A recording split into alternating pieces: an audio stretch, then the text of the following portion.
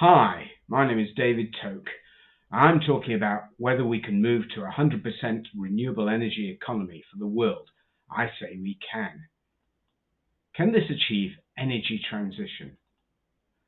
Well, what is energy transition? Well, I say it's about getting rid of greenhouse gas emissions completely and getting a world that is secure in an energy sense, affordable in an energy sense, and also where the energy system is a just one.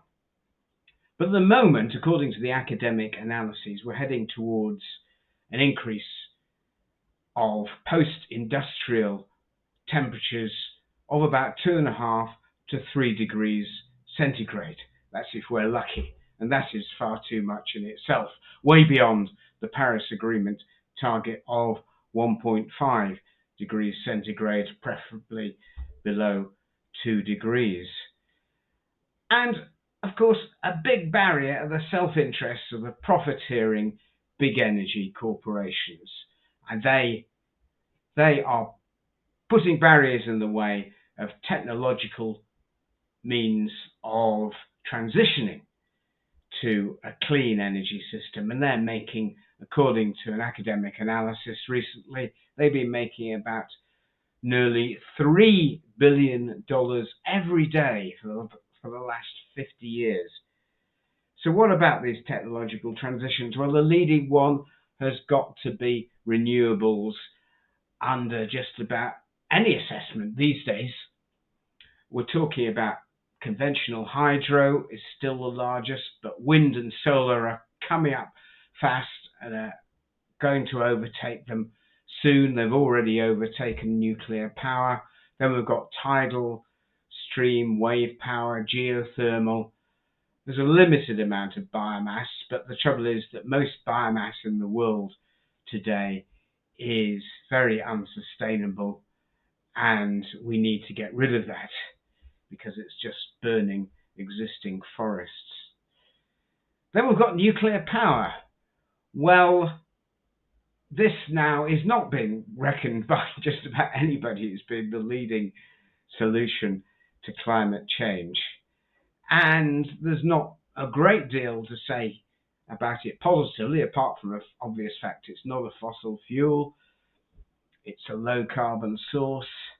But apart from that, we know about its reputation for fearsome accidents.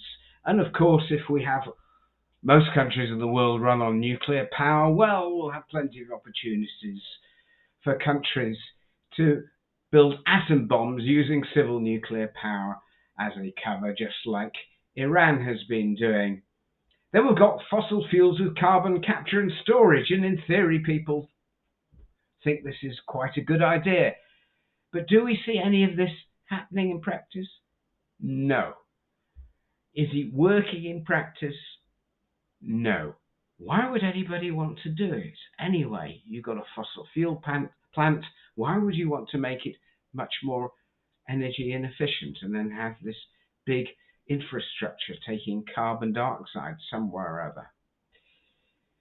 But currently, fossil fuels without carbon capture and storage dominate the world's energy system. About 4/5, just over 80% of our primary, that is raw energy, comes from it. So we've got a long way to go. It can be helped, of course, through energy efficiency. And here, energy efficient technologies such as heat pumps, also electric cars, and in the future, electric planes, dramatically reduce energy consumption. And they also expand the market for renewables because, of course, they're electricity technologies. They run on electricity. So you expand the number of heat pumps and electric cars and you get bigger market for renewable electricity. This is a picture of me standing about next to my heat pump in my back garden, which works very well, thank you very much. Total energy consumption reduced, well, for heating purposes and also for providing other sorts of hot water, by 70%. Then there's my electric car I better remember to unplug it. But At the moment, it's being charged from my solar panels on my house. What are recent global trends? Well, we've had a rapid expansion of renewables, that is mostly solar and wind power, alongside rapid reductions, really very rapid reductions in costs relative to fossil fuels and nuclear power. But by contrast to that, nuclear power is really going along very slowly. It doesn't even keep up with its own production on a global sense. Power stations are being retired, nuclear power stations are being retired and not being replaced, always at least. And meanwhile, carbon capture and storage barely exists anywhere. So there may be some limited future possibilities for carbon capture and storage in industrial process. They say people can produce so-called blue hydrogen from it, again taking out the carbon dioxide and putting it somewhere. But this looks very limited compared to the rapid strides that are being made in electrification, and particularly in battery technology, which is being perfected very rapidly. Now, I talk about these issues and a lot of other issues in my forthcoming book, Energy Revolutions, Profiteering versus Democracy. And here's a graph from that. I mean, it's adapted from somewhere else, of course, with a couple of additions. And it's important because it is one of the instances, and there are a lot, where the UK is doing very badly. You see we're at the bottom of the chart for the number of heat pumps installed per 100,000 people in different countries. Only Hungary, of course, seems to have a cosy gas deal with Russia, which we haven't, of course. We don't want. Seems to be doing worse than us in terms of installing heat pumps. But countries like Norway and Sweden and Finland are rearing ahead with 25, maybe 30 out of every 100 households having heat pumps, and Canada and the United States are somewhere in between. And here we have a chart of world nuclear output versus non-hydro renewables, and you can see a trend here. The dotted line, renewable energy, that's mostly wind power and solar power, is surging ahead in a sort of exponential growth, whilst nuclear production certainly hasn't increased, is actually slightly less than when I start this chart of the year 2000. So you can see what the trend is. Renewable energy is winning by a mile.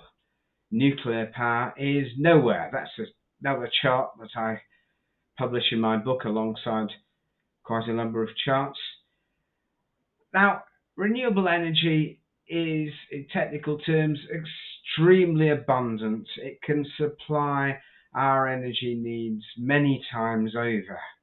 It's just a matter of getting the money, the infrastructure together and getting planning consent. And you could boast some very good trends as far as renewable energy is concerned. I did this graph on the basis of the last 10 years of projection. You see the dotted line is a projection of world energy growth, world primary energy growth, all sources. And if you take the projection of growth in renewables over the last 10 years and push it forward, actually it overtakes world primary energy demand in about 2048. Now, we don't know whether world trends are going to carry on exactly the same rate. Actually, the growth trends in wind and solar are actually a bit faster than that. But you can see it's not totally implausible that renewable energy can really be making a massive, very large impact on total world energy within not too distant future. And there are many examples of renewable energy. They offer security. They'll be based on domestically sited plant. we're not dependent all the time on shipping in oil, gas and coal from abroad. There's an increasing number of modelling exercises showing how plausible 100% renewable energy scenarios are, both plausible and cheaper than the alternatives, which, as I said, really don't amount to very much anyway. Now, of course, as we know, solar power and wind power are variable, so we need short-term and longer-term storage options to balance the electricity grid, which will supply our energy in the future. Now, not many people know this, but the fossil fuel energy systems already depend massively on storage systems in underground caverns. And renewable energy can also be stored. You know, in sensible countries like Germany or France, sensible in the sense that they store fossil fuels for energy use, they store natural gas. They store really large proportions of their natural gas in underground storages. The United States stores a very large proportion of its annual oil consumption in underground stores. So what's so strange about storing renewable energy? It can be stored in gases. You convert renewable electricity into hydrogen or some other gas using electrolysis, and you can use it in cheap gas engines or similar to generate power. And gas engines are extremely cheap, a very, very, very small fraction of the cost of nuclear power, for instance. And inside the day, the batteries are economically sound because a lot of them are going to be used for a lot of other purposes anyway, and you use them a lot, so they're economic to be used during the day. And South Australia is now regularly producing very close to 100% renewable energy using using battery systems of various sorts to provide, excusing the technical term, inertial balancing, as well as energy backup within the day and in the night to assure constant supply of demand. There's even suggestions being made of a global electricity system. Well, that's a long time in the future, but I know some former colleagues of mine at Birmingham University have suggested, well, actually, that could be the cheapest way of delivering a 100% renewable energy system for the world. And, well, we might not have a globalized electricity system tomorrow, but we are actually slowly, incrementally building lots of interconnectors, and the world is getting more connected bit by bit in that sense. So the advantages are going to accumulate of international interconnection. So we can say that energy transition is already agreed to be dominated by renewables. That's what the market's saying, with some green hydrogen helping to provide energy storage. That's always the consensus point of view. It's really only a question of, in my mind, when, not if, we are going to get near 100% renewable energy system in the world. I think it will be 100% renewable energy. But we need to harness people power to achieve that. It won't be achieved by the big energy corporations, that's for sure.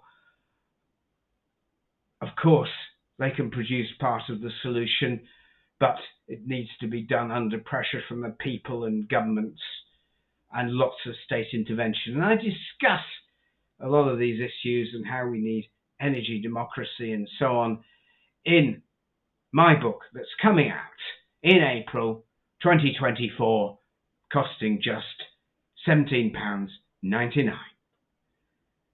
So I hope to talk to you through that publication.